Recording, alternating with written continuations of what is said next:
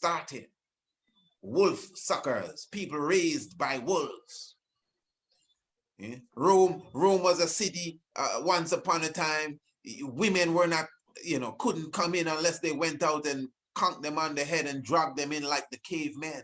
Ooh, that's a serious thing. Yes, family, life giver and the keeper of life. I'm here with you once more, just prepping and preparing for our wonderful lecture this evening, which is the Santa Claus Massacre, Total Annihilation. As I said in that previous clip, if total annihilation and firing squad and all of that stuff kind of trouble you and it is a little too gruesome, because a few people I see kind of voice that opinion like, no, you're dealing with children and all of that kind of stuff. Well, that means you ain't really understand what the enemy has been doing to us. And I will tell you again, for sure, I know that there's nobody that was with us last night for the fairy tale holidays and nursery crimes that would ever come out of that now and say that again, because you now understand in detail how they have been manipulating us and playing with our minds, and why you must take that sort of mentality, in even warding it off. Well, it was a wonderful sit down previous evening. For those who are saying, I'm sorry I missed it, you didn't miss a thing. You could specifically still watch it. All you have to do is the same process. Just visit the website and of course go to the lecture hall. I mean, our website, the link is in the description below this video. Priest Isaac Institute at gmail.com, or you could just go straight to the CashApp and the PayPal link. All of that link is in the description below this video here. Especially, keeping in mind when you make the CashApp and the PayPal payments, specifically just email us, Priest Isaac Institute at gmail.com, and let us know that we have just made the payment for the lecture this evening, the Santa Claus Massacre, so everything can be done in order and everything can be done correctly, for sure. But again, you could visit the website and do all that transaction as well.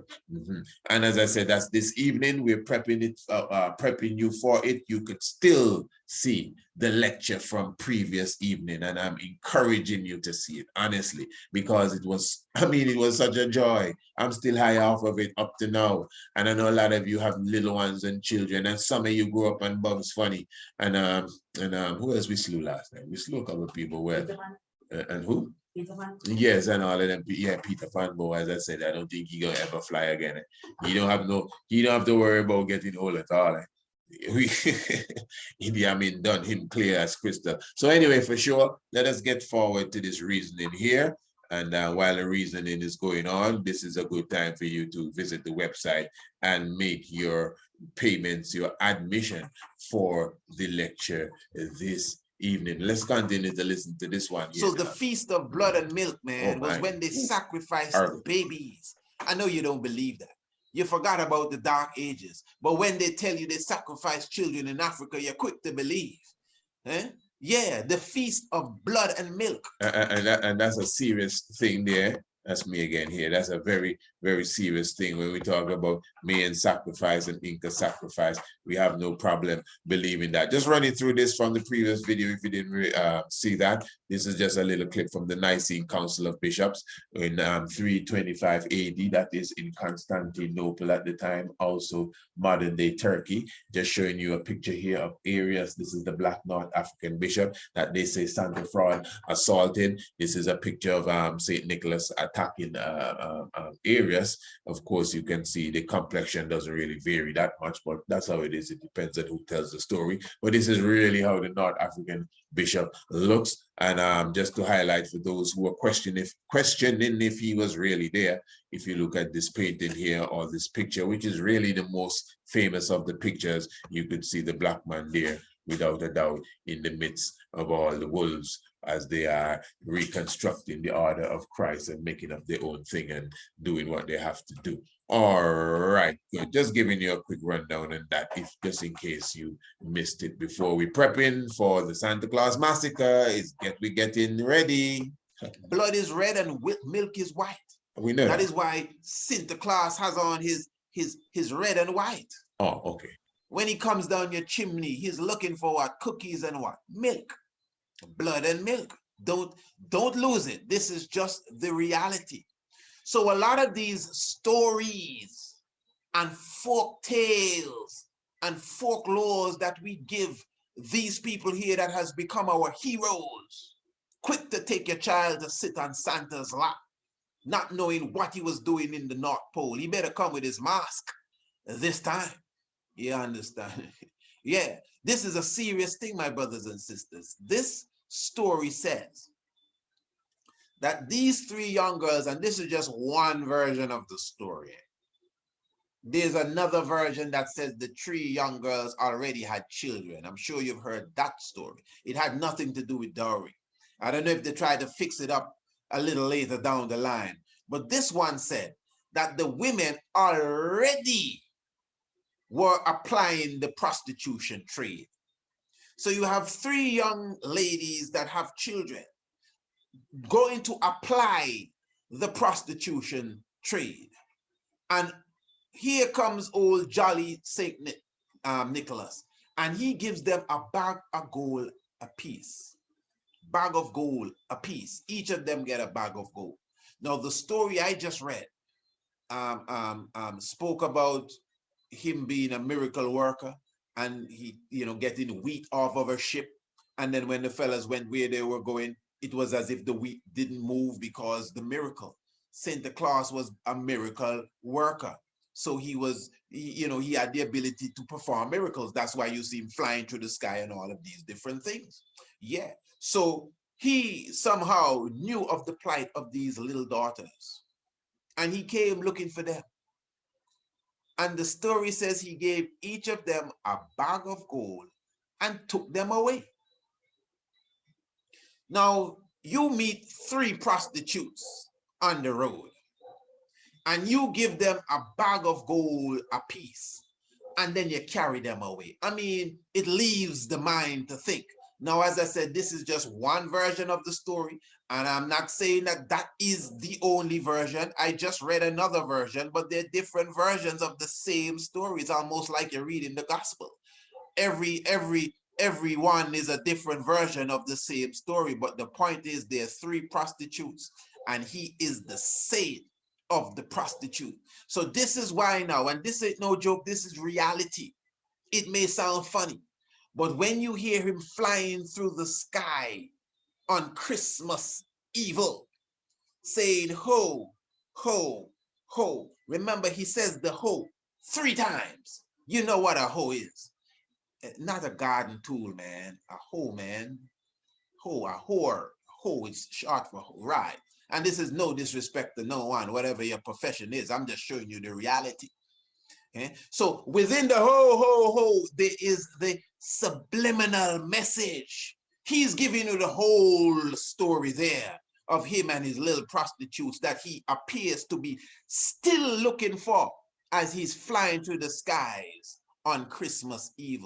So what they have done when they created this whole Santa Claus 24th, 25th day of December, rob you of all your money kind of business that they have created, they subliminally or subliminally, esoterically, even allegorically hid their 6th story as it relates to Mr. Santa Claus. I mean, he's a pedophile, man. All of that is in their tradition. He's a pedophile. They originally showed you Santa Claus, Saint Nicholas, as the eater of children. I'm sure you've seen the ARCHAEOASTRONOMY video where ARCHAEOASTRONOMY shows you that picture of the Santa Claus eating the little boy. Just meditate on that. Blood and milk, cookies and milk, ho, ho, ho, 3 prostitutes. So the point is they hide all of their sick traditions in some simple messages, and we just pick it up. So we put on reindeer ears. People even put reindeer ears on their cars. We wear the red and white cap, and we don't even know where it comes from. That cone cap with the cone falling down to the side. We don't know. We don't have no idea what's the origin of that. That is pure Freemasonry that they're giving to you in the form of something funny. We kiss under the mistletoe. Now, who teaches that taught you to do that? To be kissing people under a leaf, under the plant known as the mistletoe. What is the mistletoe all about? that you're going to be kissing people under that. That is witchcraft. That is a tradition that has nothing to do with you.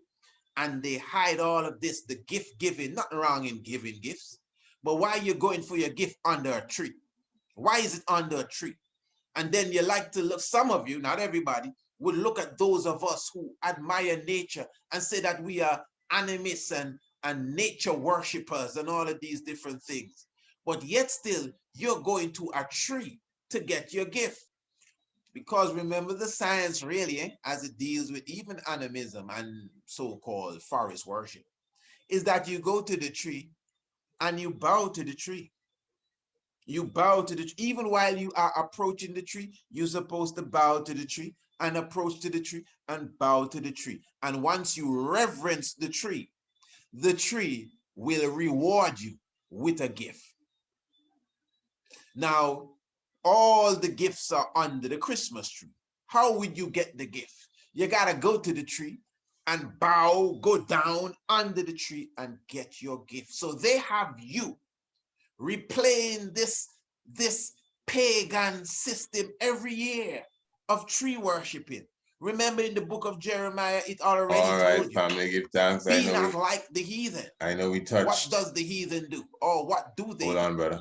I know we touched upon the tree on a previous video we just did, so I'm not going to even bore you too much with that one there.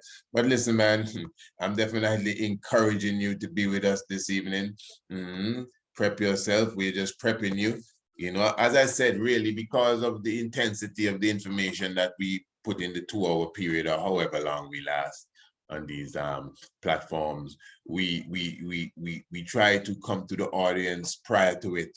That's why you see us keep prepping you, giving you different information. Like for those who were with us for the fairy tales last night, you would see the benefit of, let's say, the lecture we did, the presentation we did on the papyrus and the paper. And so, you know, when we kind of prepped even the very same day, the whole science of Snow White and Rose Red, you know, don't call your children kids and all of that. So we, even in the lecture previous night, you could say we revisited all of these things, but just for a split second. And it was necessary to revisit them. You had to touch them, but we couldn't sit and meditate on them for too long because those were not the subject of previous evening. But for sure, if you would have gotten the classes prior to the lecture, you would see the benefit of the lecture itself. Family, this is really a university kind of setting we set up here. You know? My delight is to teach. Trust me, that is why I can't be stopped. This is my joy. Decades we're doing this and centuries and millenniums and forever living, this will continue to teach and expound the universal knowledge to the rest of the universe that is needed of it. And we are master learners. You thought we were going to say master teachers. We are master students, Rasta. Yeah, you cannot be no master teacher unless you're a master student. So you've got to master being a student first. You know, yeah, man, trust me. Just in the same way you can master being a teacher, a lot of us got to master being a student. That's why you have to learn to pay attention and these different things. Give thanks for those. I know I got a lot of ones that continually make sure they listen to everything that we put out video-wise and radio and new one. These are master students that continually make sure every information, they don't miss a drop. That is why I would tell you to fully value yourself. That is why when we have the online lecture, you should be present for the online lecture as well. That is where you see now you really value yourself, you know, and value the information that you're getting from us as well. And the same thing with us. We are valuing ourselves, and you yourself, we're putting value in you. You understand? And that is a cycle of life. As I said before, this is a part of the teaching process as well. I would not be a teacher if I didn't teach all that I know I've been given the ability to teach. You understand? And this is a part of the teaching process. That this is not just chatting and teaching, you know. If you want to say, you know, in a more absolute manner, we're all a team, you know. It's family we are, you know. We're family, you know. We are family, you know. We just think this is not entertainment, and no, we are family. most of us that gather together, we have the same ideals and goals. We may not be exactly the same, but we have similar ideals, destinations, redemption, repatriation, love amongst family. You know, we think similar, we eat similar, may not be exactly the same, but we have similar goals. We don't have to look at all of our differences. We can look at our similarities. So we are family, you know. Some of us, we never even meet each other. You know, we would delight to see even our children go together, etc., etc. But maybe the world, the system, and all these things trying to break down the system, trying to bring a stronger love, you know, and even understanding theologically, you know. But it's a lot of work to do. That's why people try to pressure me and say, oh, I need to talk about this, I need to do this and do that. You know why they say that? Because they know that leadership is within me, and they can see all that we're doing already. So they feel, and they know there's more to be done, but it's not necessarily by me. It's by us all, by us all. You know, but some of us, we're lazy within ourselves, and we think we're just for the joy. We're here for the joy ride. No, nobody here for the joy ride. Even the people that here just to be entertained, they have to pay to come in the entertainment center. So if there's nobody here for no joy ride. Yeah, nothing wrong in being a spectator. Nothing wrong, you can spectate. You can spectate. But spectators have VIP spectators, you have bleacher spectators. It's all right. Because everybody have to add to the mission. Give thanks, family. As I said this evening, looking forward to seeing you. Hey, remember that the Tiger's Nest is at 6 o'clock this evening. 6 o'clock, not 7 o'clock. 6 o'clock, and everyone should know what's going on at 7 o'clock. So 6 o'clock is an early Tiger's Nest. As you know, we have to do the lecture for 7 p.m. Yeah, enough things going on at the institute. Yeah, non-stop. Give thanks for your presence with us. Give thanks to the life giver and the keeper of life, Emperor Haile Selassie the First. Idi Amin Dada will be there. Yes, I give thanks. Remember, all the link is in the description below. Holy Emmanuel I, Selassie I, Jah Rastafari. Yes, man. Love, love, love. Give thanks.